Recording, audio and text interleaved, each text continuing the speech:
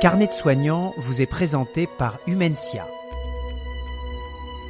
Carnet de soignant, ce sont des immersions dans le quotidien des infirmières, infirmiers, aides-soignantes et aides-soignants qui travaillent au domicile des patients. Chez Humensia, nous sommes spécialisés dans les soins et l'accompagnement à domicile depuis 1955. Pour vous convaincre de rejoindre nos équipes, nous allons vous faire rencontrer nos soignants pendant leur tournée. Vous allez découvrir leur carnet de route. Ils vont vous raconter leur histoire du domicile, une histoire de passion, de temps de partage, d'indépendance, d'autonomie, de soins techniques et de solidarité. Cet épisode de Carnet de soignant s'adresse à celles et ceux qui aiment prendre le temps auprès de leurs patients. Chloé, c'est son tempérament. C'est une aide-soignante calme, tranquille, elle a 22 ans. Et avoir le temps, c'est ce qui lui plaît dans son travail dans le service de soins infirmiers à domicile chez Humensia. On la retrouve devant le domicile d'un patient avec un petit cahier dans lequel elle écrit son planning de la journée.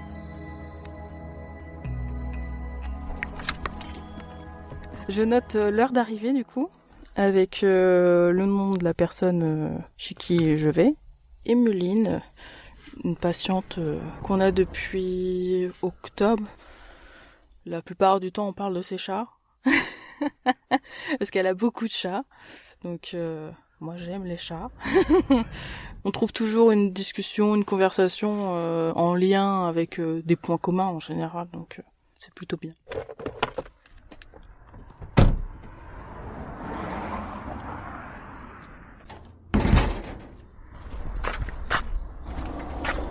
Bonjour, bonjour. Ça va? J'ai marché avec les béquilles. Ouh, trop bien. 18 mètres. Ah bah oui, on compte les mètres. Attends, la première fois, j'ai fait 6 mètres et 7. 6 mètres, 7. Chloé aide Emeline à sortir de son lit et à s'installer sur son fauteuil roulant. Je vais l'accompagner à la douche pour laver le dos et les jambes. Et après, elle se débrouille quasiment toute seule. Elle a bien évolué. Elle a eu un syndrome de Guillain-Barré. Du coup, elle a été paralysée. Après, elle a été 2 ans dans un centre de rééducation. Du coup, elle a réappris à marcher. Elle a réappris à manger aussi. Du coup, la petite récompense, c'est qu'elle a pu revenir chez elle avec ses enfants, son mari à côté. Donc là, je vais mettre les bas. Elles rentrent dans notre quotidien, donc elles connaissent les enfants, mon conjoint, les chats. On échange beaucoup sur l'actualité, enfin sur le quotidien. Avec chacune, c'est spécifique. Avec Evelyne, on parle beaucoup cuisine. Avec Chloé, chat et quotidien. Laurence, elle a des petits-enfants, donc on parle des jeunes enfants, ce genre de choses. Donc c'est vrai que dans chaque aide-soignante, on trouve des traits de nos personnalités. Et donc du coup, ça crée le lien et l'intimité qui permet d'être à l'aise avec le soin. Parce que c'est vrai qu'on se retrouve avec une nudité physique. Donc il y a une nudité physique, mais aussi du coup émotive. Parce qu'elles sont dans notre quotidien, on est face à nos difficultés pendant le soin. Donc c'est vrai que c'est toute une intimité qui se partage. Et l'avantage du domicile, c'est qu'elles ont le temps. Et c'est ça qui est vraiment agréable dans le métier de soignant à domicile. Voilà, clairement, je sais même pas quelle heure il est. Bah, il y a un jour, je vais finir 10 minutes plus tôt. Le lendemain, je vais finir 10 minutes un peu plus tard. Parce qu'il y aura autre chose à faire. Mais c'est vrai que voilà, le temps qui est défini là, c'est vraiment un temps pour nous. Voilà. Bon, et ben. Bonne journée, bonne aventure. Merci, à la prochaine. Au revoir. On est arrivé, il était 8h10. Il est 9h, donc elle a duré 50 minutes. Chloé conduit pendant une vingtaine de minutes pour rejoindre le domicile d'Hélène, une personne âgée qui habite le village voisin.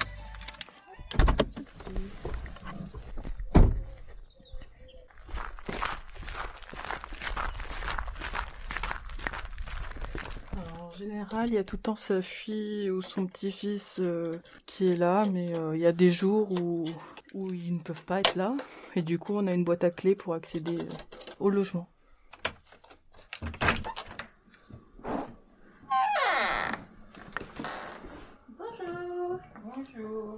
va? Donc là, je prépare tout, d'accord? Oui. Je vais vous laver un petit peu et après je vous lève. Oui. D'accord? Oui. Allez. Entendu. Je vais déjà lui parler, savoir comment s'est passée la nuit. Et puis après, je vais lui proposer de faire la toilette. Donc je vais faire la toilette au lit. Ensuite, une mise aux toilettes et l'habillage, voilà. Après les soins, Chloé installe Hélène sur son fauteuil dans le salon de sa maison. Vous avez besoin de quelque chose? Non. Non? Je vais avoir, je pense, un café. Oui, bientôt, votre fille va bientôt arriver, je pense. Ou Bien. votre petit-fils. Il n'y a personne de rendu. Bientôt. Bientôt. Mm. Mais je sais pas, je peux pas m'habituer à être tout seul dans une maison. Après, vous avez des aides à domicile qui viennent aussi le matin, le midi et le soir aussi. Mm. Après, il y a votre fille, il y a votre petit-fils qui sont souvent là. Oui. On va y aller. Au revoir.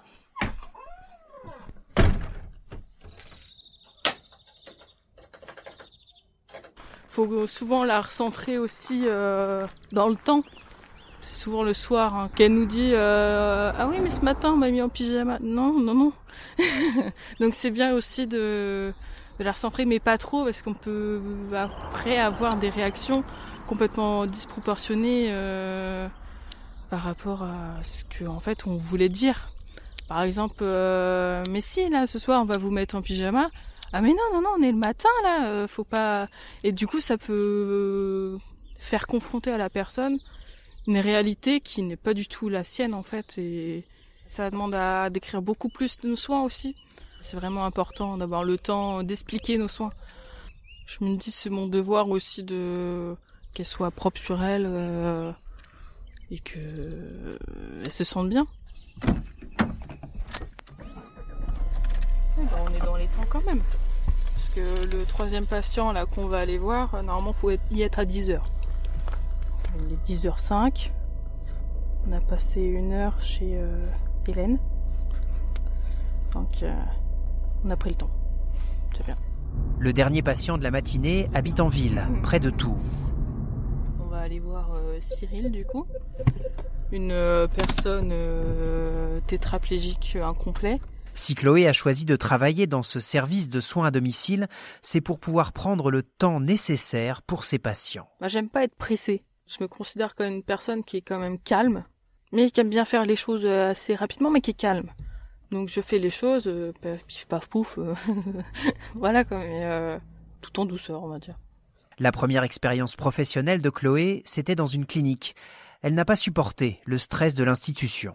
Je me suis dit non. Là, je suis en train de me pourrir la santé. Et du coup, je suis arrivée ici, l'équipe est top.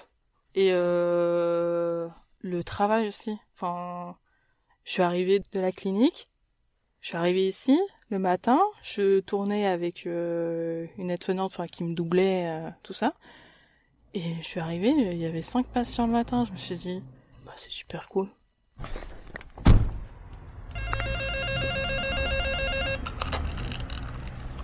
Oui, bonjour, c'est Chloé. Merci.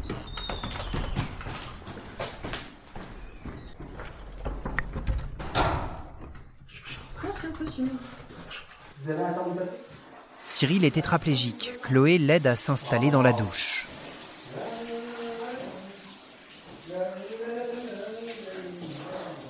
Après la toilette, elle apporte les derniers soins à Cyril, qui est accompagné par l'équipe d'aides-soignantes depuis plusieurs années. Vous aidez des gens à bien vivre. Moi, je trouve ça hyper gratifiant. Si j'avais pas Chloé, si j'avais pas mes aides-soignantes, je m'en sortirais jamais. L'aide-soignante, c'est elle qui vient t'aider, c'est elle qui te trouve dans ta chambre avec pas le moral ou avec le moral, c'est elle qui va discuter avec toi.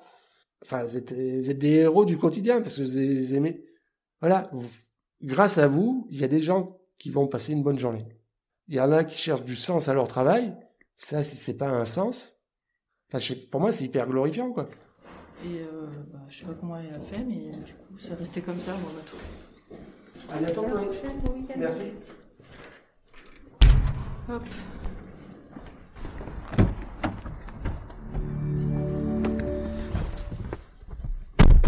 Pour moi, c'est normal de faire ce métier, mais du coup, oui, ça fait plaisir d'entendre. Enfin, ça fait chaud au cœur, quoi, d'avoir quand même une petite reconnaissance. C'est cool, c'est bien.